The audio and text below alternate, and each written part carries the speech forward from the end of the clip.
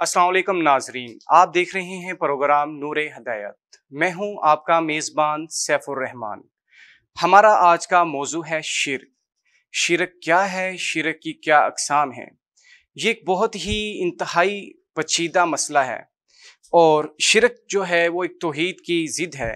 शिर्क से मुराद अल्लाह ताला की ज़ात, सफ़ात, इबादात, हकूक़ व इख्तियार, अल्लाह ताला की रबूबियत, उलूहियत में किसी गैर को अल्लाह ताला का शरीक या हमसर करार देना शिर्क कहलाता है। अल्लाह ताला ने कुरान करीम में सूरत लुक़मान में इरशाद फरमाया, बेशक शिर्क बहुत बड़ा जुल्म है।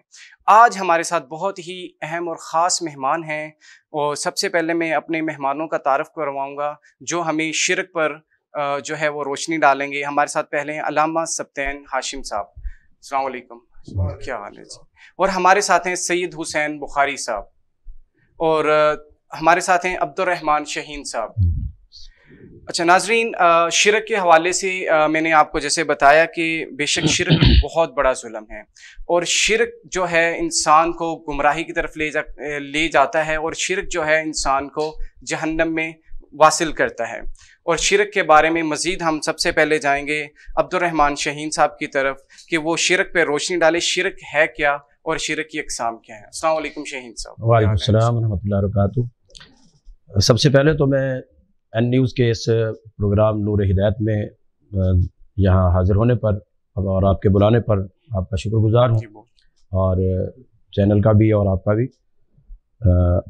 जहाँ तक आपका सवाल है कि शिर्क की तारीफ़, थोड़ी सी वजाहत आपने भी की है। बुनियादी तौर पर शिर्क जो है ये तौहीद की ज़िद है, अपोजिट है। और एक मशहूर अरब का मक़ूला है कि तुअरफ़ुल अशियाउ बिअज़दादिहा, कि किसी चीज़ की हकीकत का जो सही पता चलता है वो उसकी अपोजिट से, उसकी ज़िद से चलता है।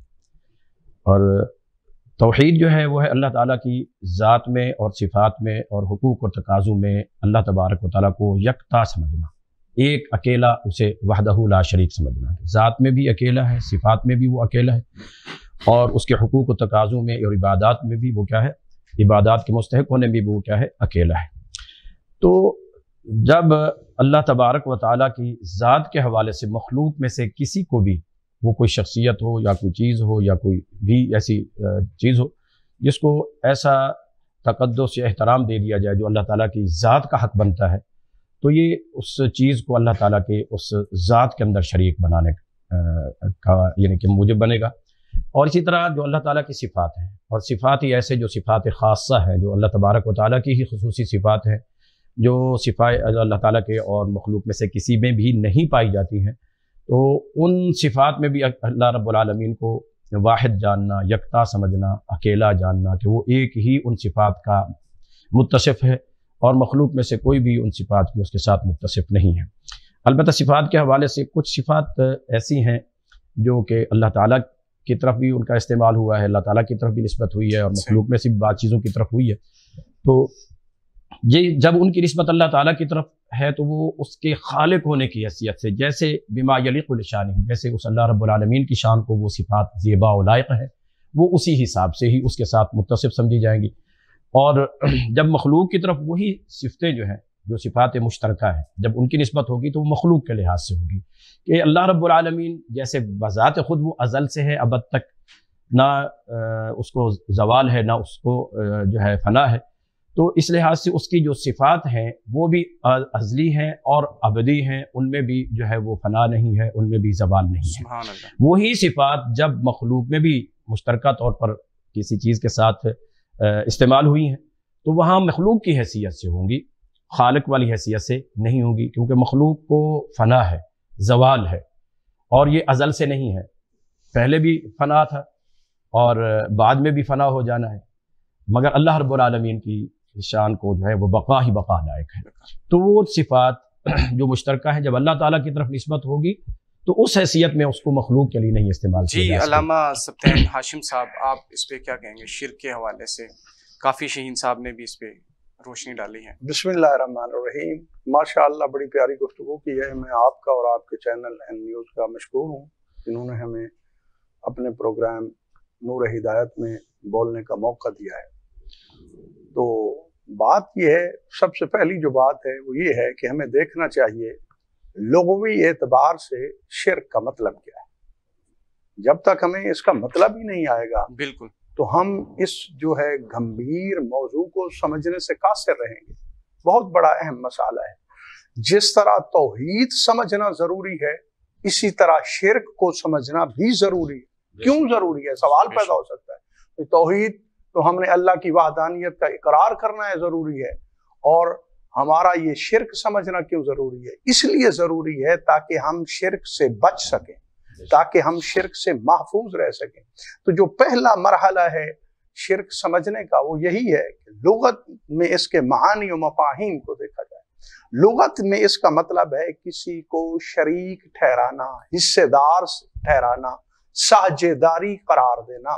तो अब जो बंदा किसी भी लिहाज से किसी को भी खुदावंद आलम का अगर शरीक ठहराता है तो वो गोया इक़्तिदार खुदावंदी में उसको हिस्सा दे रहा है, बल्कि बराबरी का हिस्सा दे रहा है।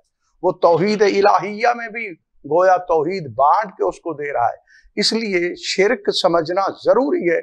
जब हम शिर्क समझ जाएंगे, जिस तरह बड़ा मशहूर माकूल है, शाहीन साहब ने बड़ी अच्छी गुफ्तगू की है, तोरफुल अशिया बेअज़दादिहा, जो चीजें हैं वो अपनी जिदों से पहचानी जाती हैं। अब एक बंदे को पता ही नहीं चल रहा कि रात क्या है, उसे कहो कि दिन को देख लो, वो कहे मुझे दिन की समझ नहीं आती, तो आप उसे कहें कि रात को देखो। जब एक चीज को आपने समझ लिया तो दूसरी खुद ब खुद समझ आ जाएगी। अब या तो तौहीद को इस तरह समझे कि तौहीद की समझ की वजह से शिर्क समझ में आ जाए, अगर नहीं ये समझ पा रहे तो फिर शिर्क को इस अंदाज में समझे कि आपके अज़हान में तौहीद का तसव्वुर कामिल आ जाए और पता चल जाए कि खुदावंद आलम की जात में किसी भी किस्म का शायबा करना, उसकी जात में, उसकी सिफात में, उसके अफ़आल में, उसके इरादों में, और यही शिर्क कहलाता है। और बाकी भी दीगर मफाहीम हैं, मानी हैं, अभी अर्ज करते हैं तो आप इनसे भी पूछ सकते हैं। सैयद हुसनैन बुखारी साहब जी, आप शिर्क पर रोशनी डालें, शिर्क है क्या? बिस्मिल्लाहिर्रहमानिर्रहीम, कुल हुवल्लाहु अहद, सदक़ल्लाहुल अज़ीम। सबसे पहले तो मैं आपके इस बेहतरीन टॉपिक पर और बेहतरीन ऑर्गेनाइज करने पर एंड न्यूज़ का बहुत शुक्रिया अदा करता हूँ। बेसिकली शिर्क तो ये है कि हम पार्टनरशिप का तसव्वुर है, अल्लाह की ज़ात और सिफ़ात में किसी और को भी अल्लाह समझना या सिफ़ाती लिहाज से समझना, ये शिर्क है। और इस शिर्क जैसी ख़तरनाक बीमारी जो कि हमारे ईमान को ना तो पुख्ता होने देती है, ना पनपने देती है, ना फलने फूलने देती है, और हम अपनी तज़ब्ज़बी कैफियत में और अपनी ईमान को डगमगाती कैफियत में रखते हैं, और जिससे ना हमारी इबादत के अंदर कोई लज्जत और सुरूर पैदा होता है, ना हमारा ईमान दीगर जो अल्लाह ताला ने अहकामात शरीयत दिए हैं उन पर कामिल रहता है। जी मुफ्ती अब्दुल रहमान शीन साहब, ज़रा हमें ये बताइए कि सफ़ात में शिर्क है क्या चीज़? भी सफ़ात के बारे में बताएं, सफ़ात है क्या, और इसमें हमें कुछ मिसालें दें कि ये सफ़ात है, इसमें इस तरह ये शिर्क होता है, एक मुसलमान को ताकि समझने में आसानी हो। बिस्मिल्लाहिर्रहमानिर्रहीम। अल्लाह ताला की जो सिफ़ात हैं या अल्लाह ताला के जो अफ़आल हैं, जिसका सारी मखलूक़ात जो है उसका मज़हर है। जैसे अल्लाह ताला की एक सिफत है कि खालिक़ु कुल्लि शैइन, वो हर एक चीज़ को पैदा करने वाला है और तख्लीक करने वाला है, और हर एक चीज़ को तख्लीक करने में वो किसी मैटर का या किसी अपने अलावा और का या किसी भी उसकी चीज़ को तख्लीक करने के लिए किसी असबाब और वसाइल तक का भी मोहताज नहीं है। अगरचे उसने बाज़ सूरतों में असबाब और वसाइल रखे हैं, लेकिन ज़ाती तौर पर वो इन असबाब और वसाइल तक का भी मोहताज नहीं है। तो अल्लाह ताला की सिफ़त खल्क़ जो है तख्लीक, इसमें ज़मीनों को, आसमानों को, सूरज, चाँद, सितारे, पहाड़, पत्थर, दरिया और इंसान, जिन्न, इंस और हैवानात और सारी की सारी जितनी सारी मखलूक़ात हैं, ये सारी उस अल्लाह तबारक व तआला ने बनाई है। तो अला लहुल खल्क़ु वल अम्र, तख्लीक करने वाला भी वही है, और फिर तख्लीक के बाद अपनी मखलूक में अमर और हुक्म और ऑर्डर चलाने वाला भी वही है। तो ये जितनी चीज़ें अल्लाह ताला ने इस अंदाज़ में पैदा की हैं कि इज़ा अरादा शैअन अन यक़ूल लहू कुन फ़यकून, जब वो किसी चीज़ के तख्लीक का, बनाने का इरादा फरमाता है تو کون کا حکم دیتا ہے وہ چیز بن جاتی ہے، ہو جاتی ہے۔ اچھا مفتی صاحب، اکثر ہمارے یہ بھی ہے کہ کیونکہ جب بھی آپ مانگو اللہ تعالیٰ سے مانگو، تو جو مدد میں پکار میں اس میں بڑے اختلافات ہیں، آپ اس کو کیسے لیتے ہیں؟ ہاں جی، یعنی یہ دوسری بات چلی جاتی ہے توحید کی کہ جو عبادات ہیں یا جو اللہ تعالیٰ کے اختیارات ہیں، اختیارات بھی صفات میں بھی آ جاتے ہیں، تو ان میں بھی کوئی اس کا شریک نہیں ہے۔ تو جو عبادات ہیں، عبادات میں بھی وہ اکیلا وحدہ لا شریک ہے، اس کی صفات میں کوئی اس کا شریک نہیں ہے۔ تو یہ ما وراء اسباب کے تحت کسی زندہ سے یا کسی کے پاس وسائل ہیں، اس سے دنیاوی اعتبار سے کوئی کسی چیز کی ایسے اس سے معاونت لینا، یہ ایک اور چیز ہے۔ یہ ہے کہ ما وراء الاسباب، ایک شخص دنیا سے جا چکا ہے یا یہاں پر موجود نہیں ہے، اس سے کسی چیز کی طلب کرنا یا اس سے کسی چیز کا سوال کرنا یا مانگنا، یہ ایک اور چیز جو دعا ہے جو آپ کہہ رہے تھے، یہ بل ایاہ تدعون، کہ تم اسی کو ہی بلاؤ، اسی کو ہی پکارو، فیکشف ما تدعون الیہ، جو تم دعا کرتے ہو تو تمہاری اس دعا کو وہ قبول کر کے وہ، اور اس کے ساتھ ساتھ یہ کہ دعاؤں کو قبول کرنے والا بھی وہ اللہ رب العالمین ہے، کہ اجیب دعوت الداعی اذا دعان، کہ دعا کو میں قبول کرتا ہوں جب کوئی دعا کرنے والا دعا کرتا ہے۔ اور اسی مناسبت سے پھر اللہ تبارک و تعالیٰ نے کہ ادعونی استجب لکم، تم مجھ سے ہی دعا کرو تو میں ہی تمہاری دعا کو قبول کروں گا۔ اور پھر اپنے علاوہ لا تدعو مع اللہ، جس طرح اللہ تعالیٰ سے دعا کی جاتی ہے کہ اس طرح اس کو اللہ تعالیٰ والا درجہ اور مقام دے کر اس سے دعا کرنا اور اس سے مانگنا اور سوال کرنا، یہ چیز جو ہے یہ پھر اللہ تعالیٰ کی اس جو عبادت، دعا والی عبادت تھی نا، جامع ترمذی میں نبی اسم کا فرمان ہے کہ الدعاء هو العبادہ، کہ دعا جو ہے عبادت۔ اگرچہ ایک روایت میں الدعاء مخ العبادہ بھی ہے کہ یہ عبادت کا مغز ہے، نچوڑ ہے، لیکن ایک روایت یوں ہے کہ هو العبادہ، یہ عبادہ ہے۔ اور جی ہم جو ہے نا یہ آیت ادعونی استجب لکم، جی، اور آگے چل کر فرمایا کہ الذین یستکبرون عن عبادتی، کہ وہ لوگ جو میری عبادت سے تکبر کرتے ہیں، میری عبادت سے اعراض کرتے ہیں۔ تکبر کرنا بھی ایک شرک ہے نا، یہ یہاں مراد یہ ہے کہ اللہ تعالیٰ کو چھوڑ کر کسی اور کو جو ہے نا بڑا سمجھ کر اسے بلانا، اسے پکارنا، مجھے نہیں بلاتے کسی اور کو بلاتے ہیں۔ یستکبرون عن عبادتی، تو یہ عن عبادتی حالانکہ پیچھے ذکر دعا کا ہے کہ مجھے بلانے سے، مجھے پکارنے سے جو ہے نا وہ کرتے ہیں۔ اور قرآن کریم میں یہ بھی اللہ تعالیٰ نے فرمایا ہے کہ قل ما یعبأ بکم ربی لولا دعاؤکم، یہ تمہاری دعائیں نہ ہوتی، بلانا نہ ہوتا، پکارنا نہ ہوتا تو اللہ تعالیٰ کو تمہاری کوئی پرواہ نہیں تھی۔ تو دعا جو ہے نا یہ یستکبرون عن عبادتی، دعا قرآن کی روح سے بھی عبادت ہے، حدیث کی روح سے بھی عبادت، تو یہ عبادت جو ہے وہ اللہ تعالیٰ کا حق ہے، تو اللہ تعالیٰ سے ہی مانگنا چاہیے۔ اچھا سید حسنین بخاری صاحب، ابھی جیسے انہوں نے بات کی کہ دعا ہمیں اللہ تعالیٰ سے مانگنی چاہیے، مگر ہمارے معاشرے میں یہ دیکھا گیا ہے کہ لوگ یہاں پر جو ہے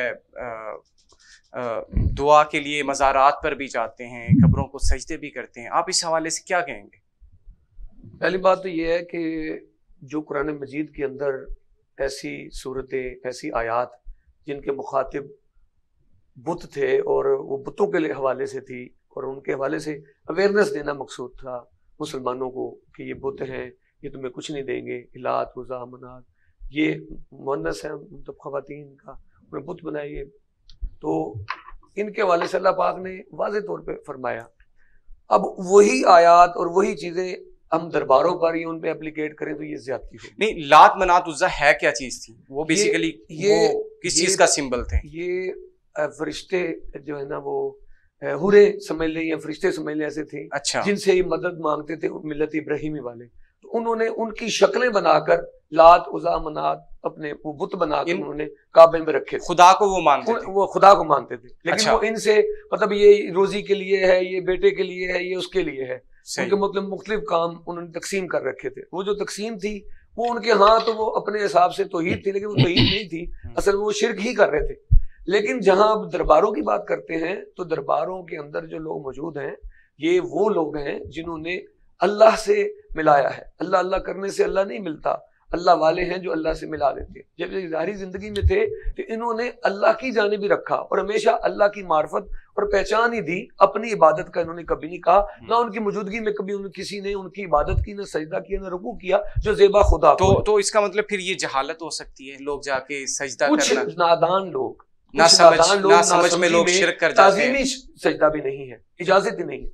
اس طرح بھی اگر وہ کرتے ہیں تو گناہ کرتے ہیں, لیکن اس سے کسی مسلک کو یا کسی مطلب اس کو فقہ کو برا کہنا یا اس کے بارے میں ایسا خیال کرنا یہ قطعاً غلط ہے. جی علامہ ناصر سبطین ہاشمی صاحب, آپ کیا کہیں گے اس حوالے سے؟ بات یہ ہے کہ آپ کا موضوع دراصل تو شرک تھا جی, تو پھر آپ دعا پہ آ گئے. تو شاہین صاحب نے بھی بڑی خوبصورت باتیں کی, تو ایک حدیث میں بھی عرض کرتا ہوں, جو دعا ہے نا یہ بہت بڑی چیز ہے, ہمیں ادراک نہیں ہے کہ یہ دعا کیا ہے. یہ خداوند عالم نے, آپ یہ سمجھ لیں ادعونی استجب لکم, اس میں اسم اعظم ہے. اب خداوند عالم وہ ہم جیسوں سے کہہ رہا ہے کہ تم مجھے پکارو, میں تمہاری پکار کا جواب دیتا ہوں, میں تمہاری دعا کو قبول کرتا ہوں. تو ایک حدیث ہے, عدت الدائی بہت بڑی مشہور کتاب ہے, ابن فہد ہلی کی لکھی ہوئی عملیات پہ کتاب ہے, یہ دعاؤں پہ, اس میں یہی ہے الدعاء صلاح المومن, مومن کا اسلحہ دعا ہے. اب آپ سوال کر سکتے ہیں یا بعض لوگ نہیں اس کو سمجھ سکتے کہ مراد کیا ہے, اسلحہ سے کیا مراد ہے. سب سے بڑی بات یہ ہے, اسلحہ کا مطلب یہ ہے کہ ہم اپنے آپ کو دشمن سے بچاتے ہیں. جو بندہ اللہ رب العزت کی بارگاہ میں اپنے ہاتھ دعا کے لیے بلند کرتا ہے تو اس لیے اس کو تعبیر کیا گیا ہے یہ دعا اسلحہ ہے. پہلا وار شیطان مردود پہ پڑتا ہے اور پھر اس کے جو بھی پیروکار ہیں ان پہ پڑتا ہے, اور ان کو پتہ چل جاتا ہے یہ بندہ عام نہیں ہے اور یہ بے وارث بھی نہیں ہے جو اللہ رب العزت کی بارگاہ میں دست دعا بلند. علامہ صاحب بریک کا تھوڑا سا ٹائم ہو رہا ہے جی, ہم ایک بریک پہ جاتے ہیں انشاءاللہ, پھر واپس آ کے دوبارہ اپنی گفتگو وہیں سے شروع کریں.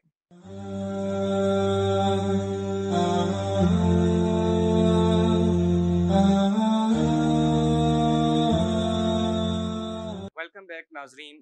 جی ہم علامہ ناصر سبطین ہاشمی صاحب کی طرف جاتے ہیں, ہم کنٹینیو کرتے ہیں دعا کے بارے. آپ بتا رہے تھے بیسیکلی ہمارا ٹاپک شرک ہی ہے کہ شرک کے اندر دیکھیں نا, دعا میں لوگ بہت سا وسیلہ بھی مانگتے ہیں, کسی اور سے بھی مدد پکار کرتے ہیں.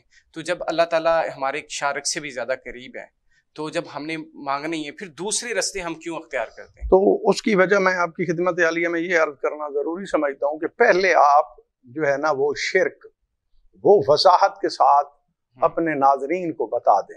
اس کے بعد ہم اسپیشلی اس پہ گفتگو کر لیں گے کہ دعا کیا ہے, دعا کے فوائد کیا ہیں, دعا کس وقت مانگنا چاہیے, کس وقت دعا مؤثر ہوتی ہے, کس وقت دعا مردود ہوتی ہے, اگر ہوتی ہے تو کیوں ہوتی ہے, اگر قبول ہوتی ہے تو کیوں ہوتی ہے, جس کی دعا قبول نہ ہو رہی ہو اس کو کیا کرنا چاہیے. بہرحال چلو اب آپ نے سوال کر ہی لیا ہے تو یہی ہے کہ ہمیں سب سے پہلے جو بھی اگر کسی ولی کو یا نبی کو کوئی وسیلہ قرار دیتا ہے تو یہ آپ بات تمام دنیا کے میں سننے والے اور دیکھنے والوں کی خدمت عالیہ میں عرض کر رہا ہوں, جو بندہ بھی کسی نبی یا خداوند عالم کے کسی ولی کے ذریعے یا اس کا واسطہ دے کے خدا سے دعا مانگتا ہے تو یہ قطعاً شرک نہیں ہے. میں ذمہ داری سے عرض کر رہا ہوں. شرک اس وقت ہوتا ہے جب آپ کسی بھی بندے کو, کسی بھی کوئی شخص ہے, کوئی شے ہے, جو بھی ہے, اس کو اللہ کے برابر آ کے, دو سلسلے ہیں یہ اصطلاح علم کلام میں, ایک سلسلہ طولی ہوتا ہے, ایک سلسلہ عرضی ہوتا ہے. طول میں کچھ بھی نہیں ہوتا, نہ کوئی نقصان ہے, نہ کوئی شرک ہے, نہ کوئی بدعت ہے, نہ کوئی لادینیت ہے, نہ ہی کوئی بے دینی ہوتی ہے. میں مثال آپ کی خدمت عالیہ میں عرض کروں, جیسے والدین, خداوند عالم نے والدین کو اولاد کے لیے ذریعہ قرار دیا ہے. اب ہمارے بچے, توحید تو یہی ہے نا کہ ہم بھی جانتے ہیں کہ سب کچھ اللہ تعالیٰ کی طرف سے ہے. اللہ تعالیٰ نے انبیاء بنائے ہیں, اوصیاء بنائے ہیں, انبیاء کے وسیع بنائے ہیں, آئمہ ہدا بنائے ہیں, خدا نے بنائے ہیں. ٹھیک ہے, اب ہمارا چھوٹا بچہ ہوتا ہے, وہ اپنی اماں سے کہتا ہے کہ میری روٹی, میرا رزق کہاں ہے, تو ہم اس کو مارتے نہیں ہیں, یہ تو بدعت کر رہا ہے, چونکہ ہم یہ سمجھتے ہیں کہ اللہ نے ہمیں اس کے پالنے کا وسیلہ قرار دیا ہے. اسی طرح اوپر آپ چلے جائیں, اسی طرح سمجھ آ رہی ہے بات کی, جیسے ایک پیان ہوتا ہے, پھر ٹیچر ہوتا ہے, ہیڈ ماسٹر ہوتا ہے, ای او ہوتا ہے, ڈی او ہوتا ہے, پھر نظام ایسے چلتا ہے. تو قدرت جو خداوند عالم کی ہے وہ سب میں شامل ہے. کیا بات. ایک اگر پین ہے ایک ادارے کا ہے تو وہ بھی جو کام کر رہا ہے تو وہ جو ہیڈ ہے اس کے بھی انڈر ہے اور جو اس کے ادارے میں موجود ہیں ان کے بھی انڈر ہے. اسی طرح پوری خدائی خداوند عالم کے تحت ہے. جو بھی اللہ سے مانگتا ہے واسطہ دے کر مانگ سکتا ہے، ان کو اللہ سمجھ کر نہیں مانگ سکتا، ان کو باب اللہ سمجھ کے مانگ سکتا ہے، خدا سمجھ کے نہیں مانگ سکتا. جی عبد الرحمان شاہین صاحب، آپ اس پہ کیا کہیں گے؟ وسیلے پہ جیسے ناصر سبطین ہاشمی صاحب نے کہا کہ وسیلے کے تھرو آپ جو ہے نا مانگ سکتے ہیں، تو اس حوالے سے آپ کیا کہیں گے؟ قرآن مجید کے جو آیات ہیں ان میں تو یہی ہے کہ نحن اقرب الیہ من حبل الورید، ہم انسان کی شاہ رگ سے بھی انسان کے کیا ہے زیادہ قریب ہے. دوسری چیز قرآن کریم میں توحید کا ایک تقاضا ہے کہ اللہ کے کوئی مثیل نہیں ہے. صحیح. اس لیے لا تضربوا للہ الامثال، اللہ تعالیٰ کو مخلوق کے ساتھ تشبیہ و تمثیل نہ دی جائے، ملایا جائے کہ مخلوق کے ایک ڈائریکٹر کے لیے پین اور چپڑاسی اور ان چیزوں کی ضرورت ہے، کبھی اپنا کام کروانا ہو تو ان کے ذریعے وہاں پہ بندہ پہنچ جاتا ہے. اللہ رب العالمین ان وسائل سے ماورا ہے. اور دیکھیے کہ مکہ والے کیا شرک کرتے تھے. قرآن مجید میں ہے کہ وَإِنْ سَأَلْتَهُم مَّنْ خَلَقَ السَّمَاوَاتِ وَالْأَرْضَ لَيَقُولُنَّ، اگر آپ ان سے پوچھیں کہ زمین کو آسمان کو کس نے پیدا کیا ہے، اللہ. مَن يُرْسِلُ الرِّيَاحَ بُشْرًا بَيْنَ يَدَيْ رَحْمَتِهِ، بارش کے برسنے سے پہلے ٹھنڈی میٹھی ہوائیں کون چلاتا ہے؟ تو یہ جواب دیں گے اللہ. مَن يُدَبِّرُ الْأَمْرَ، اس پوری کائنات کے اندر یہ جو تدبیر ہے، کونی امور ہیں، ان کو کون سا انجام دے رہا ہے؟ وہ بھی کہتے تھے کون ہے؟ اللہ ہے. اور ان سے جب بات ہوئی تو اس کا بھی ذکر قرآن کریم میں اللہ تعالیٰ نے فرمایا ہے مَا نَعْبُدُهُمْ، کہ جن کے ہم ان کو کہتے تھے تم شرک کرتے تھے. بات ادھر سے فرمائی تھی بھائی جان نے کہ بھی وہ جو ہے نا وہ بتوں والی آیتیں جو ہے بتوں میں بھی اصل مقصود صرف پتھر نہیں ہے. ہو سکتا ہے کہ اس مجسمے سے جس کو وہ پوجا کرتے تھے اس سے بھی زیادہ قیمتی کوئی پتھر ہو، وہ اسے نہیں پوجتے تھے. کوئی ہماری کسی بلڈنگ کے اندر اعلیٰ سے اعلیٰ عمدہ سے عمدہ کوئی پتھر لگاؤ، اسے کوئی بھی نہیں وہ کرے گا نا. جب اس کی نسبت اس شخصیت سے ہو جائے گی جس شخصیت کو بہت زیادہ مقدم سمجھتے تھے، اہمیت سمجھتے تھے. مولانا صاحب نے فرمایا تو حور اور کچھ فرشتے تھے. صحیح بخاری کی حدیث ہے کہ کانوا صالحین من قوم نوح، کہ یہ جو نوح علیہ السلام کے قوم کے صالح لوگ تھے، نیک لوگ تھے، جن کے بعد میں یادگار کے طور پر بت بنائے گئے. مراد اصل میں بھی شخصیات ہیں، محض پتھر کے مجسمے نہیں ہیں.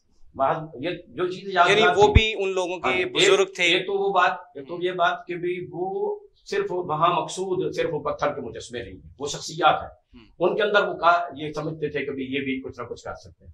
دوسری جو بات آئی تھی نا کہ جہاں تک ہے وسیلے کی اور اس کی نا کہ ما نعبدہم، ہم ان کی تو عبادت نہیں کرتے. وہ جن کی عبادت کر رہے ہوتے تھے کہتے تھے ہم ان کی عبادت نہیں کرتے، عبادت تو ہم اللہ تعالیٰ کی کرتے ہیں. لیکن الا لیقربونا الی اللہ زلفی، یہ ہمیں اللہ کے قریب کرتے ہیں.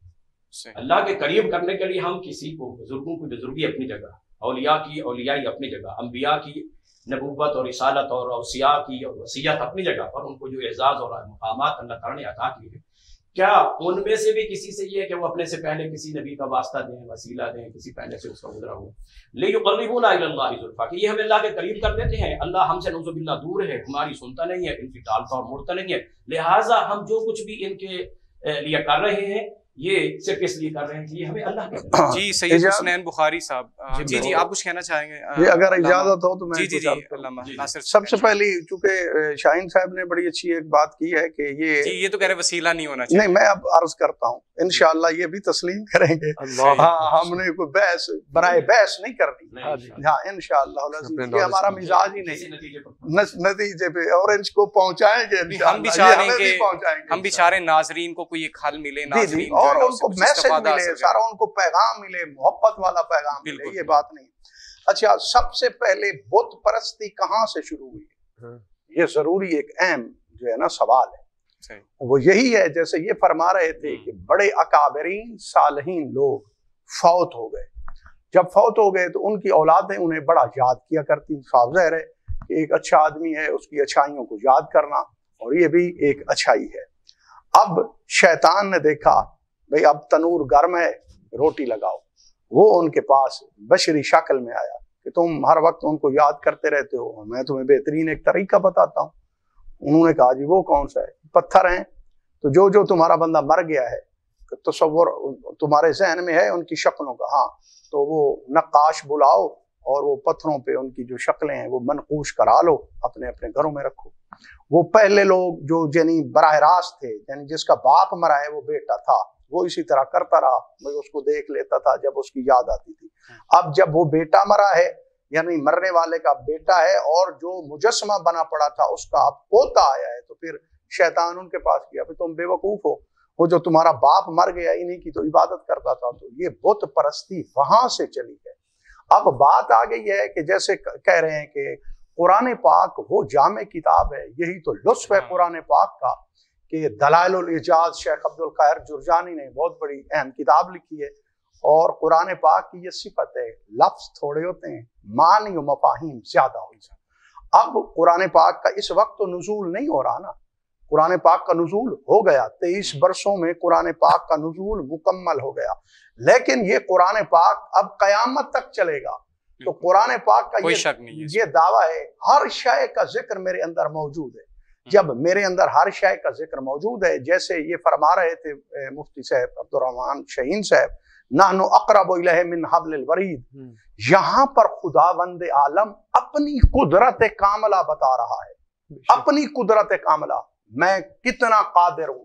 کہتا ہے کہ کوئی بندہ مجھ سے دور نہیں ہے، میں اس طرح ہوں جیسے شارک سے بھی زیادہ میں قریب ہوں۔ یہاں پر اللہ اپنی قدرت بتا رہا ہے۔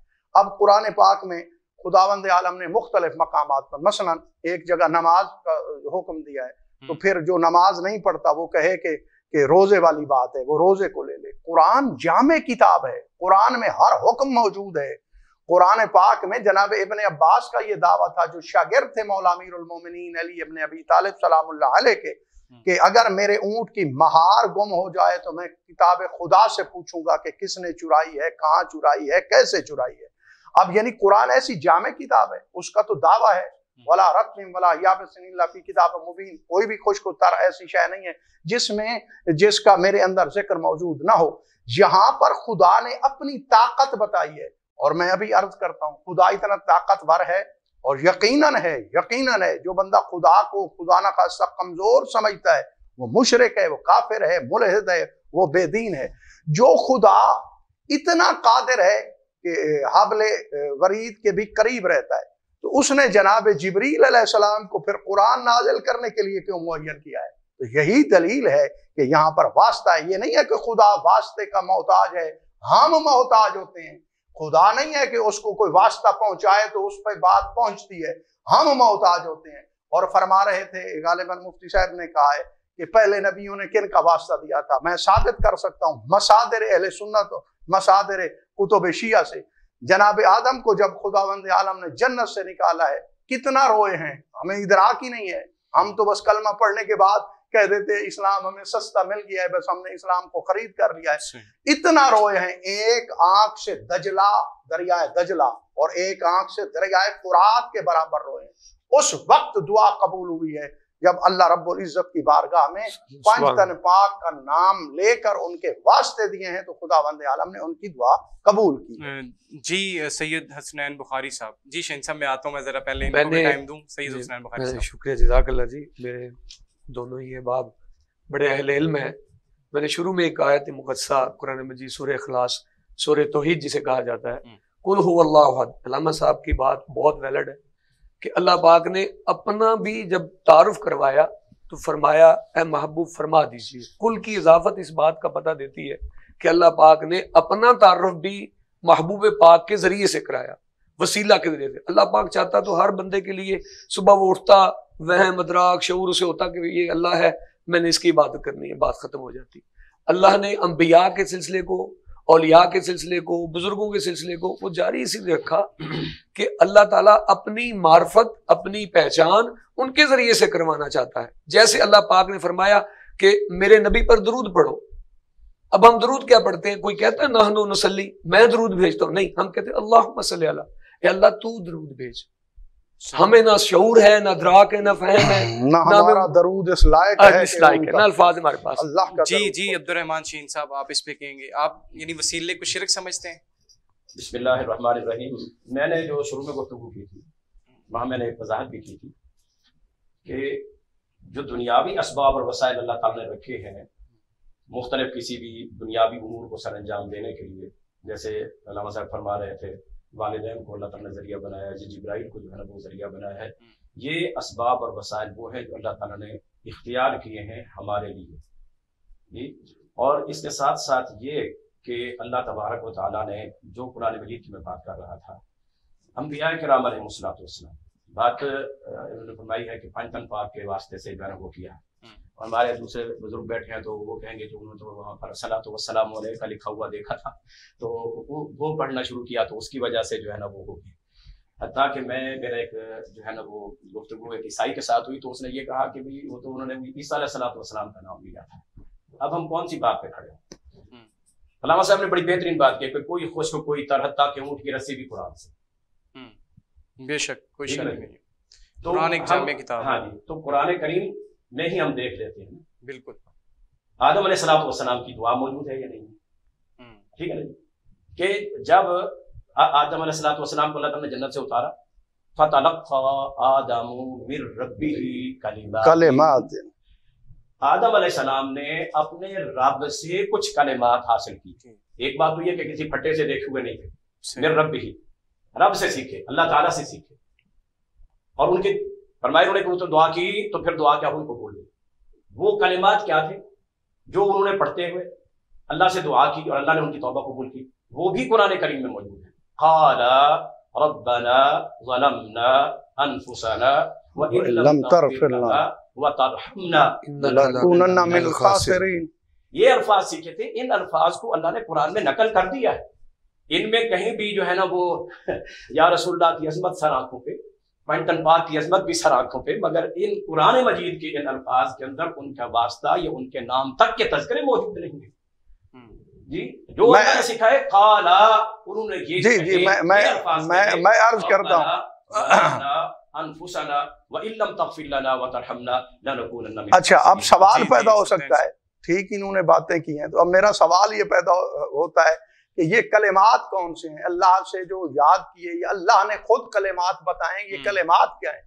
یہی تو الفاظ اور کلمات ہیں، یہی اللہ نے جو کلمات اللہ سے سیکھے وہی اللہ تعالیٰ نے ان کو سکھائے، اور وہی آگے انہوں نے پڑھے، وہی پڑھ کے ہی فتاب علیہ، ان الفاظ کو جب آدم علیہ الصلوۃ والسلام نے ادا فرمایا، ان الفاظ کے ساتھ جب دعا کی، قالا ربنا ظلمنا انفسنا وان لم تغفر لنا وترحمنا لنكونن من الخاسرین، تو ان میں نہ پنجتن پاک کا نام ہے، میں عرض کرتا ہوں، ہم ذرا ایک چھوٹی سی بریک پہ چلے جائیں، نہ ہی جو ہے ان میں کسی شہین صاحب کسی نبی کا واسطہ ہے، نہ کسی کا وسیلہ ہے۔ جی ناظرین، ہم ایک بریک کی طرف جا رہے ہیں، پھر واپس آتے ہیں، پھر اپنی جو ہے گفتگو کو دوبارہ شروع کریں گے۔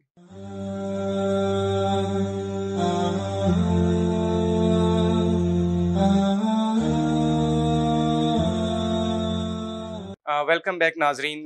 جی علامہ ناصر سبطین ہاشمی صاحب، وسیلے پہ ہماری کافی گفتگو ہوگی، ناظرین نے وسیلے کے حوالے سے کافی سیکھا۔ ابھی کچھ جیسے کہا جاتا ہے یا علی مدد یا غوث اعظم مدد، اس حوالے سے آپ کا کیا تاثر ہے؟ کیا یہ ٹھیک ہے؟ کچھ مکاتب فرق جو ہے اس کو شرک کہتے ہیں کہ جی آپ ڈائریکٹ حضرت علی رضی اللہ تعالیٰ عنہ سے مدد کے لیے پکار رہے ہیں، ٹھیک ہے، آپ اللہ سے نہیں مانگ رہے، تو آپ اس حوالے سے کیا روشنی ڈالیں گے؟ یہی میں عرض کر رہا تھا، ابھی ہماری بات رہتی ہے، مکمل ابھی کہاں ہوئی ہے۔ شاہین صاحب فرما رہے تھے کہ کلمات سیکھیں، اب جیسے یہ فرما رہے تھے، ان کی ایک ایک بات کی میں تائید کرتا ہوں۔ کیوں کرتا ہوں؟ کیونکہ انہوں نے پڑھی قرآن پاک کی آیات، میں تسلیم کر رہا ہوں۔ اب بات آگے یہ ہے کہ بلا جیسے ہے واقعی مسلات، یہ شاہین صاحب ہیں یا کائنات کا کوئی محقق آدمی مجھے بتائے کہ صبح کی 2 رکعت نمازیں کہاں لکھی ہوئی ہیں 2 رکعت پڑھنی ہے، ظہر کی 4 رکعت قرآن پاک میں نہیں ہے، مغرب کی 3 رکعت نہیں ملتا، وہاں پہ صلاۃ کا حکم ہے۔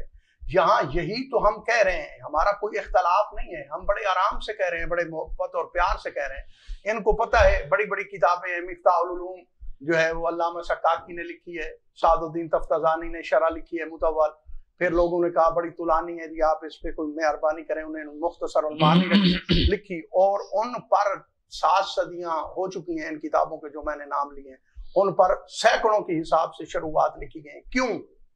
آخر کیا وجہ ہے؟ ہمارے مولا امیر المومنین جو نہج البلاغہ کے خالق ہیں، جو معلم توحید ہیں، جن کے خطبات پڑھنے سے دنیا جھوم اٹھتی ہے کہ یہ ہے ہمارا خدا، ہمارا خدا وہ نہیں ہے جس کے عام لوگ قائل ہیں یا تعریفیں کرتے ہیں. پہلی اللہ کی جو ذات میں، اب اتنا وقت نہیں رہا، ہمارا موضوع آپ نے چینج کر دیا تھا. جو اللہ کی صفات ہے وہ کیا ہے؟ وہ مواحد ہوتا ہے. نفی الصفات عنہ، جو اللہ کی ذات سے صفات کی نفی کرے. کیا مطلب ہے؟ یعنی ہم جب پیدا ہوتے ہیں تو اس وقت جاہل ہوتے ہیں، ہمیں پڑھنا پڑتا ہے. ہماری صفات زائد بر ذات ہیں. ایک ڈاکٹر جو ہے وہ پہلے دن ڈاکٹر نہیں تھا، ایف ایس سی کے بعد 5 سال لگاتا ہے، سیل پہ پڑھتا ہے، کیا کیا کرتا ہے، اس کے بعد ڈاکٹر بنتا ہے. اللہ کی ذات کی جو صفات کی نفی ہے نا، وہ ہماری طرح صفات نہیں ہے خدا کی. اللہ کی جو بھی صفت ہے وہ عین ذات ہے. اللہ خالق ازل سے تھا، چاہے اس نے کسی کو خلق کیا ہے یا نہیں کیا. وہ علیم ازل سے تھا، چاہے اس نے اپنا علم ظاہر کیا ہے یا نہیں کیا. وہ رزاق ازل سے تھا، چاہے اس نے اپنا رزق کسی کو یا مرزوق بنایا ہے یا نہیں بنایا. یہ خداوند عالم کی صفات ہیں. اب یہی میں عرض آپ کی خدمت عالیہ میں کر رہا ہوں. ہم عام آدمی ہوتا ہے، مولوی صاحبان جتنے ہم پڑھے لکھے ہو جائیں، ہماری کتاب پہ شرح لکھی جاتی ہے. آپ نہیں کہتے بچوں کو شاعر کی کیا مراد ہے. اسد اللہ خان خالد کے اشعار ہمیں نہیں سمجھ آتے، اس کی تشریح لکھی ہوتی ہے. اسی طرح جو کتاب توحید ہے، قرآن پاک ہے، اس کو ہم بندے بشر نہیں سمجھ سکتے. اس وقت سمجھیں گے جب معلم قرآن حضرت محمد مصطفیٰ صلی اللہ علیہ وآلہ وسلم اور ان کی پاک اہل بیت اطہار، جیسے ان کی خدمت عالیہ میں یہ ان کے لیے خصوصی تحفہ دے رہا ہوں، جو عمرو بن عاص نے کہا تھا، یہ امیر معاویہ کے سامنے بات ہو رہی تھی کہ جناب امیر المومنین علی ابن ابی طالب کے فضائل پڑھے جائیں. اس میں یزید نے بھی ایک شعر پڑھا ہے، ٹھیک ہے، اور امیر معاویہ حاکم شام نے بھی پڑھا ہے، اور پورا قصیدہ پڑھا ہے عمرو بن عاص نے. وہ کہتا ہے بے آل محمد عرف الثواب وفی ابیاتہم نزل الکتاب. وہ کہتا ہے جس کو بھی حق ملے گا محمد و آل محمد سے ملے گا. وفی ابیاتہم نزل الکتاب، ان کا وہ گھر ہے کہ اس گھر میں قرآن نازل ہوتا رہا ہے. اب وہ ہے معلم قرآن. جب تک اب کلمات معضلات میں سے ہے، اب ہمیں نہیں پتا کلمات کیا ہے. لا الہ الا اللہ تھا، محمد رسول اللہ تھا، قرآن قرآن تھا، جنت جنت تھی، اللہ اللہ تھا. اللہ لفظ جلالہ یہ بھی اسم اعظم ہے، اللہ اللہ کرنا اسم اعظم ہے. اللہ الصمد تھا. یہ کلمات کیا تھے؟ تو جب تک یہ معلم الہی، معلم قرآن، معلم توحید نہ بتائیں کہ یہ کلمات کیا تھے تو ہمیں سمجھ نہیں آ سکتی. جب ان وارثان قرآن سے پوچھتے ہیں بابا، تو رسول پاک نے فرمایا ہے کیا فرمایا؟ انی تارکم فیکم الثقلین کتاب اللہ و اطرتی اہل بیتی. میں 2 چیزیں تمہارے درمیان بطور ترکہ چھوڑے جا رہا ہوں، ایک میرا قرآن اور میری اہل بیت. تو یہ میرے اہل بیت قرآن سے جدا نہیں ہوں گے حتیٰ کہ دونوں حوض پر میرے اوپر وارد ہو جائیں گے. تو جو قرآن سے جدا نہیں ہے، رسول پاک صلی اللہ علیہ وآلہ وسلم کی زبانی انہوں نے بتانا ہے کہ یہ کلمات کیا ہیں. وہ فرماتے ہیں نحنو واللہ کلمات، اللہ کی قسم وہ کلمات ہم ہیں، ہمارے نام ہیں. اس لیے میں نے کہا ہے میرے پاس حدیثیں ہیں، اگر آپ کہیں تو میں اگلے پروگرام میں انشاءاللہ. جی عبد الرحمن شہین صاحب، یہ اس پہ ہم کہیں گے. علامہ صاحب نے جو باتیں بیان کی ہیں نا، بہت اچھی کی ہیں. صحیح ہے. قالا، یہ ان دونوں نے کہا. آگے ان کا مقولہ کیا تھا وہ بھی قرآن نے بیان کیا. یہ تفتزانی اور سکاکی کی باتیں کر رہے ہیں نا. تو ایک قول جو ہے پیچھے قالا، ان دونوں نے قول کون سا کہا تھا، ان کا مقولہ کیا تھا، جس مقولے کو کہہ کر فتاب علیہ اللہ نے ان کی توبہ قبول کی. یہ مقولہ ہے قالا سے لے کر جی ربنا ظلمنا. پہلے اصول جو ہے نا تفسیر کا، ٹھیک ہے اہل بیت بھی ساتھ ہے، صاحب قرآن جس کے اوپر نازل ہوا، وانزلنا علیک الذکر لتبین للناس ما نزل الیہم، کہ تبیین اور تشریح سب سے پہلے تو محمد رسول اللہ صاحب قرآن نے کرنی، ٹھیک ہے، اور اہل بیت نے کرنی ہے. اور وہ جو نبی صلی اللہ علیہ وسلم کے تلامذہ تھے، صحابہ کرام تھے جن کے سامنے قرآن نازل ہوا، انہوں نے کرنی ہے. لیکن پہلا اصول کیا، ان القرآن یفسر بعضہ بعضا. جی تو قرآن جو خود اپنی تفسیر کر رہا ہے وہ کیا کر رہا ہے؟ ربنا ظلمنا، یہ مقولہ تھا ان دونوں کا، یہ انہوں نے کہا. تو فتاب علیہ، فا تعقیب کی ہے، یہی الفاظ تھے، یہی کلمات تھے، ان کلمات کو ہی انہوں نے ادا کیا. اس میں نہ جو ہے نا وہ کلمات جو انہوں نے بتائے ہیں، اور میں اگر ان سے سند پوچھوں گا تو پھر بتائیں گے کہ واقعی یہ جس کتاب سے نقل کر کے صاحب یہ امام حضرت علی رضی اللہ تعالیٰ عنہ تک پہنچائیں گے تو پھر اور بات ہوگی، تو دیکھا جا سکتا ہے. لیکن قرآن جو ہے نا پہلے چیز مقدم ہے.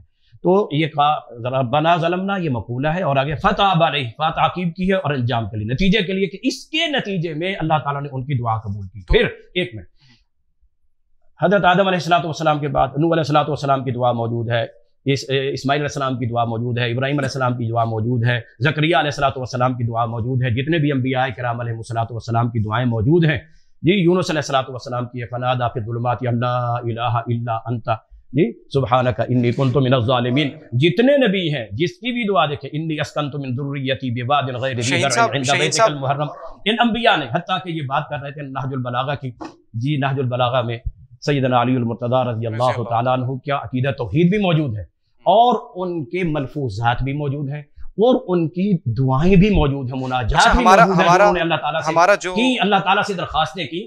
اس میں کسی ایک دعا میں بھی حضرت علی رضی اللہ عنہ نے خود نبی صلی اللہ علیہ وسلم کا واسطہ تک نہیں دیا اللہ تعالیٰ کو دعا کرتے ہوئے، جب دعا کی تو براہ راست کیا، جب اللہ کا ہی حکم یہ ہے کہ ادعونی استجب لکم جی، اور اقرب الیہ من حبل الورید جی، جو دور ہو تو اس کے لیے درمیان میں واسطے وسیلے لائے جاتے ہیں جو اتنا قریب ہے کہ وَنَعْلَمُ مَا تُوَسْوِسُ بِهِ نَفْسُ، کہ اس کے دل کے اندر جو بات موجود ہے ابھی وہ زبان پر لا بھی نہیں سکتا ہے، لیکن ہم اس کو تک کو بھی جانتے ہیں اور اس کو بھی کیا کرتے ہیں، قبول کرتے ہیں۔ اللہ تبارک اجیب دعوت الداعی اذا دعانی۔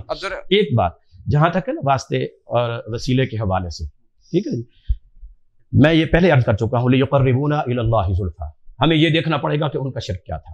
ایک اور بات جو آپ کا ٹاپک تھا، یہ ایسا اہم موضوع ہے، ٹھیک ہے جی، کہ وما ارسلنا من قبلک من رسول الا نوحی الیہ انہ لا الہ الا انا فاعبدون، ایک اللہ کی عبادت اور ما سوا طاغوت کی، ٹھیک ہے جی۔ ولقد بعثنا فی کل امۃ رسولا ان اعبدوا اللہ واجتنبوا الطاغوت، طاغوت کیا ہے؟ کل ما عبد من دون اللہ وهو راض عنہ، جس کی اللہ کے علاوہ عبادت کی جاتی ہے، اور لا الہ الا اللہ میں پہلے شرک کی تلوار چلانی پڑے گی۔ جو معبودان باطلہ ہیں ان تمام معبودان باطلہ کی، اور علامہ صاحب نے بھی جو ہے نا یہ بات بتائی تھی کہ مفتی صاحب آپ مجھے یہ بتائیں کہ وہ جو تصاویر یا مجسمے جو بنائے گئے تھے وہ ان نیک لوگوں کے تھے، اچھا نہیں تھرڈ درجے میں جا کر لوگوں نے انہی کے آگے ہی جھکنا شروع کر دیا، انہی کو ہی چومنا چاٹنا شروع کر دیا، اور انہی کے ساتھ ہی وہ اچھا جی۔ اب بھی دیکھیں میری اور آپ کی قبر پر کبھی کوئی آ کر نہیں جھکے گا، جو کوئی بڑی شخصیت ہوگی اسی پر ہی کوئی جائے گا، میری اور آپ کی یا عام بندے کی قبرستان کے اوپر قبر میں نہیں جائے گا، مقصد قبر نہیں ہے، مقصد کیا ہے؟ شخصیت ہے۔ اچھا، اسی طرح ائمہ کرام اطہار کے نام پر جو بنے ہوئے تابوت یا اس انداز کی ان کی یادگاریں ہیں یا ان کے علم وغیرہ ہیں، ان سب کی جو عزت ہے، احترام ہے، وہ ان کی ساتھ مناسبت سے کیا جا رہا ہے۔ کسی بھی لال رنگ کے کپڑے کو یوں اگر کوئی ترچھا آڑا ٹانگ دے تو اس کی کوئی اس کی وہ اہمیت نہیں دے گا، اس کی اہمیت ہمارا اس میں نہیں مفتی صاحب دیکھیں، اس میں ہمارا ایک یہ بھی تھا کہ میں نے بڑا سمپل کویسچن پوچھا تھا، یا علی مدد کہنا ٹھیک ہے یا نہیں، یہ اس کو آپ اس کا ذکر نہیں، ایک اس کے اوپر نشست رکھیں آپ۔ اچھا باقی ایک منٹ جو اچھا ناظرین کو ہم نے بتانا ہے، دیکھیں ناظرین جو ہے نا یہ جو میں بات کر رہا ہوں نا کہ جو شرک والی بات تھی نا، شرک والی بات تھی، سارے انبیاء آئے ہی اسی لیے تھے، لا کی تلوار چلا کر اس کی نفی کر کے پھر ایک اکیلے اللہ کے لیے توحید کو اور عبادت کو ثابت کرنا، ٹھیک ہے، ایک اکیلے اللہ کے لیے۔ تو عبادت کی جتنی صورتیں اور حالتیں اور کیفیتیں ہوں گی۔ ایک اور بات، یہ شرک عام طور پر جیسے ابھی ذرا تھوڑا سا میں نے کہا علامہ صاحب نے فرمایا ہے نا، ایک صرف 2 منٹ، کہ وہ نیک شخصیات تھیں، عمومی طور پر ان نیک شخصیات کے ساتھ عقیدت ہوتی ہے، عقیدت ہونا ایک اور چیز ہے، عقیدہ ہونا ایک اور چیز ہے۔ عقیدت میں محبت میں غلو کر کے حضرت سیدنا علی المرتضیٰ رضی اللہ عنہ فرمایا کہ خیال کرنا میری ذات کے بارے میں غلو نہ کرنا، اور نبی صلی اللہ علیہ وسلم نے سیدنا علی المرتضیٰ رضی اللہ عنہ فرمایا تھا کہ علی آپ کی وجہ سے 2 گروہ جو ہے ہلاک اور برباد ہو جائیں گے، ایک وہ جو غلو کر جائیں گے، یہ آپ کی شان سے زیادہ بڑھا چڑھا کر بیان کریں گے وہ بھی، اور ایک جو انکار کرے گا یا آپ کی شخصیت کا، آپ کی ذات کا، آپ کی عظمت کا، آپ کے فضائل کا ان میں کمی کرے گا، نسب کرے گا یا اس انداز کا خروج کرے گا، تو وہ بھی ہلاک اور برباد، اور جو حد سے زیادہ بڑھا دیں گے تو وہ بھی۔ سید آخری اوقات تھوڑا سا ٹائم دینے، تھوڑا سا زندگی کے آخری اوقات و لمحات میں نبی صلی اللہ علیہ وسلم نے بذات خود فرمایا تھا خیال کرنا اس طرح نہ کرنا میرے ساتھ جس طرح یہودیوں اور عیسائیوں نے اپنے انبیاء کے ساتھ کیا۔ جی شہین صاحب میں تھوڑا سا وقت دینے لگا، جی بتائیں جی حسین بخاری صاحب آپ اس پہ کیا کہیں گے؟ جی پہلی بات تو یہ ہے کہ نبی کریم صلی اللہ علیہ وسلم نبی آخر الزمان ہو کر، اور یہ خوشخبری آپ نے عطا فرمائی، حضرت صاحب کی خصوصی طور پہ یہ بات عرض کروں کہ میری امت میں پلٹ کر شرک نہیں آئے، یہ کنفرم بات بتا، امت محمدی میں شرک نہیں ہے، یہ صرف ہم لوگوں کے سمجھنے اور سمجھانے میں فرق ہے۔ اچھا، قرآن مجید کے اندر کلمہ نہیں ہے، ہم جو کلمہ پڑھتے ہیں۔ قرآن مجید میں نماز کا طریقہ نہیں ہے جو ہم نماز پڑھتے ہیں۔ احادیث مبارکہ سے، آئمہ سے، صحیح، بزرگوں سے ہمیں وہ چیز حاصل ہوئی، اور نبی کریم صلی اللہ علیہ وسلم نے دین مکمل کیا، ہر چیز بتا دی گئی۔ اب ہر ایک کو ہر چیز کا علم نہیں ہو سکتا۔ مکاتب فکر کی تقسیم کا مقصد یہی ہے، کسی کے پاس گلاس کا ہے، کسی کے پاس کولر کا ہے، کسی کے پاس پانی کا علم ہے، ہر کوئی اپنے تئیں سے ہی بول رہا ہے، اس کا نالج ایک دیوار پر جا کر، ایک جگہ پر جا کر سٹاپ ہو جاتا ہے۔ سمجھ نا بات کو؟ جب آپ ہمیں بٹھاتے ہیں، گلدستے کو بٹھاتے ہیں، تو لوگوں کو بتاتے ہیں کہ کس مقصد کے لیے ہم نے اکٹھا کیا۔ بالکل ایسی ہے۔ ہمارا مقصد یہ ہے، ہم میں سے تو کوئی شرک نہیں کرتا، نہ مسلک اہل سنت کرتا ہے، نہ فقہ جعفریہ کرتا ہے، نہ اہل حدیث کرتا ہے، کوئی ہم میں سے تو شرک نہیں کرتا۔ جی، ہم بھی اس شرک کو سمجھنا چاہتے ہیں، ہم شرک ناظرین یہ کو ہے بھی، کہ تاکہ اللہ آپ اور کی بندے کے درمیان، اللہ اور بندے کے درمیان کسی اور کو خدا سمجھنا، کیوں جی حضرت جی، کسی اور کو خدا سمجھنا، خدا جیسی صفات کاملہ کے مطابق سمجھنا، یہ شرک ہے۔ اور جو بولنے کی طاقت ہم نے دی ہے وہ عطائی ہے، سمجھنے کی طاقت عطائی ہے، صحیح، اللہ کی خود سے ہے، اس لیے وہ اللہ ہے۔ اور اللہ اگر سمجھ میں آ جائے تو وہ اللہ نہیں ہو سکتا۔ ہم ایک دوسرے کو سمجھ سکتے ہیں۔ جی سید سبطین ہاشمی صاحب، آپ کیا کہیں؟ اب آپ کی خدمت عالیہ میں یہی گزارش کروں گا، شاہین صاحب نے بھی بڑی زوردار گفتگو کی ہے، اور میں نے بھی آپ کی خدمت عالیہ میں دلائل رکھے ہیں، اور یہی بات کریں گے کہ قرآن پاک جو ہے نا وہ مجمل کتاب ہے، اس میں اشارات لاتعداد ہیں، لیکن وضاحت اس کی اس وقت ہوتی ہے جب معصومین علیہ السلام کی تفسیر کی تائید آتی ہے۔ میں قطعاً انکار نہیں کر رہا جناب آدم نے اللہ کو نہیں بلایا، لیکن اہل بیت اطہار کا واسطہ دیا ہے، اور میرے پاس مصادر انشاءاللہ آئندہ میں پروگرام میں مصادر لے کے آؤں گا ان کے تسکین قلب کے لیے، جو جناب موسیٰ علیہ السلام نے جو نیل عبور کیا ہے وہ بھی پنجتن پاک کا واسطہ دے کے عبور کیا ہے۔ خداوند عالم طاقت کلی ہے، میں تو پہلے عرض کر رہا ہوں، ہمیں تو پتہ ہی نہیں ہوتا کہ خدا کی صفات کیا ہیں، اس لیے ہم شرک کر جاتے ہیں، بندہ نہ چاہتے ہوئے بے علمی میں شرک کر جاتا ہے، جان بوجھ کر کوئی ایسا کلمہ گو نہیں ہے کہ جو شرک کرتا ہو، ہاں جہالت کی بنا پر، فرض جہالت کی بنا پر وہ اگر کر دیتا ہے۔ اب یہ دیکھ جی ہم اس سے کلوزنگ کی طرف جا رہے ہیں کیونکہ ٹائم بہت کم ہے، تو اس کو جو ہے نا وائنڈ اپ کرتے ہیں۔ اور حسنین صاحب نے ایک بات بیان کی ہے کہ امت میں شرک ہو ہی نہیں سکتا ہے۔ ہاں جی، اس کو ہم اس پہ ایک بات تو یہ ہے کہ یہ نبی صلی اللہ علیہ وسلم نے جب حدیث ارشاد فرمائی تھی، اس وقت نبی صلی اللہ علیہ وسلم کے سامنے جو اصحاب اور جو لوگ موجود تھے، آپ نے فرمایا مجھے تم سے شرک کا خطرہ نہیں ہے، مجھے تم لوگوں سے جن کی تربیت جناب محمد رسول اللہ صلی اللہ علیہ وسلم کی، ان میں اہل بیت کے افراد بھی موجود تھے، اصحاب بھی موجود تھے، مجھے تم سے شرک کا خطرہ، ٹھیک ہے جی۔ ویسے جیسے علامہ صاحب نے فرمایا کہ شرک لا علمی میں بندہ، رسول اللہ صلی اللہ علیہ وسلم فرماتے ہیں کہ الشرک اخفی من دبیب النمل، چیونٹی کے چال سے بھی کم ہے، پتہ ہی نہیں چلتا بندہ جو ہے نا وہ شرک کر بیٹھتا ہے۔ اور میں نے تھوڑی سی سمجھنے کے لیے یہ بات عرض کی تھی کہ ہمیں سوچنا چاہیے کہ کفار مکہ کا کیا تھا۔ ایک بات وہاں پر یہ ہے کہ صرف پتھر کے مجسمے نہیں، شخصیات تھی، وہ ان کو ہی لیقربونا الی اللہ زلفا، ان کو ہی ان کی نیکیوں کو، ان کی اعمال صالحہ کو، ان کی صالحیت کو ہی بنیاد بنا کر اللہ کے تقرب کے لیے جو ہے وہ اللہ تعالیٰ کے سامنے پیش کرتے تھے۔ باقی جو ہے نا وہ نص قرآن کے مقابل کے اندر خود جو ہے مکتب جو ہے نا اہل بیت کا یہ اصول ہے، قرآن کے مقابل میں قرآن نے جو الفاظ دے دیے ہیں، نہ اس میں ہم کوئی چیز اپنی طرف سے بڑھا سکتے ہیں نہ گھٹا سکتے ہیں، ٹھیک ہے۔ پھر قرآن کے بعد تفسیر آتی ہے تو صاحب قرآن کی، اور اس کے بعد پھر جو بھی تفسیر ہوگی اس کی باقاعدہ سند اور اس کی اتھارٹی۔ علامہ ناصر سبطین ہاشمی صاحب، اب شرک کو نا بس 1 منٹ میں اس کو جو ہے نا جامعہ پہنا دیں تاکہ پھر ہم جو ہے نا اپنے اختتام پر جائیں۔ اچھا، شرک یہ ہے حضور کہ خداوند عالم کی طرح مثلا وہ صفات کسی اور میں ماننا جو صفت اللہ میں ہے۔ خداوند عالم کی جو صفت ہوتی ہے وہ ذاتی ہوتی ہے، خداوند عالم اپنی صفت میں کسی شے کا محتاج نہیں، اور جو اللہ کی صنعت ہے، سن اللہ جو ہوتی ہے وہ اتقن ہے، محکم ہے، بغیر نمونے کے، یہ اللہ کی صفت ہے، شے بناتا ہے، لاش شے سے شے بنانا اللہ کی صفت ہے۔ جو کاریگر ہوتا ہے، جیسے آپ نہیں کہتے گھڑی کا خالق کون ہے، موبائل کا خالق کون ہے، اس میز کا خالق کون ہے، تو یہ جو بڑھائی ہے اس نے یہ لکڑی سے بنائی ہے، لکڑی نہ ہو تو نہیں بنا سکتا، لیکن اللہ محتاج نہیں ہے، یہ بات پہلے آ چکی ہے، جب بھی وہ کوئی شے بنانے کا ارادہ کرتا ہے اس کا امر ہوتا ہے وَأَتَا كُلَّ شَيْءٍ خَلْقًا، خداوند عالم ہر شے کو اس کی خلقت عطا کرتا ہے، جو جس خلقت کا مستحق ہوتا ہے خداوند عالم اسے وہ خلقت دیتا ہے۔ اور مواد اولیہ یعنی خداوند عالم بغیر کسی شے کے شے بنانے والا ہے۔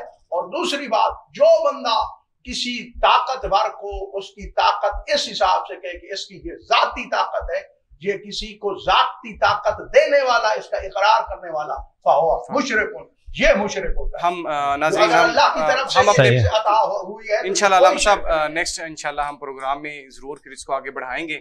تو پروگرام اپنے اختتام کا ہوتا ہے، میں بہت شکر گزار ہوں اپنے مہمانوں کا، انشاءاللہ یہ سلسلہ چلتا رہے گا اور ہم اپنے پروگرام کا اختتام کرتے ہیں، انشاءاللہ پھر ملاقات ہوگی۔ السلام علیکم۔ یہ انہی کی گاڑی تھی، اس وقت ان کے پاس کاغذات نہیں تھے۔ مفتی عبدالقوی کی ہمیشہ عادت رہی ہے کہ میں قانون کی بڑی پاسداری کرتا ہوں، صحیح، ذمہ دار ہوں، کبھی آپ کو جناب یہ نہیں آئے گا کہ مفتی صاحب نے کوئی حکومتی زرعی معاملات کے اندر کوئی کمی کی ہے۔ الحمدللہ شہری پراپرٹی کا مالک ہوں، کبھی ایکسائز کی طرف سے نہیں ہوگا کہ مفتی صاحب نے فلاں ٹیکس تو ادا اس نہیں پہ کیا۔ ایکسائز نے کیوں؟ تو یہ تو جن کی گاڑی ہے ان کے پاس چونکہ کاغذات نہیں تھے، تو اس لیے صحیح، میں نے اس عملے کا ساتھ دیا صحیح جو وہاں آیا تھا۔ صحیح انہوں نے مجھے کہا جی اس کے کاغذات ہیں پشاور میں، صحیح، تو بقول ان کے 5ویں دن ان کا وہ لیگل ایڈوائزر آیا، کاغذات دکھا کے گاڑی لے گیا۔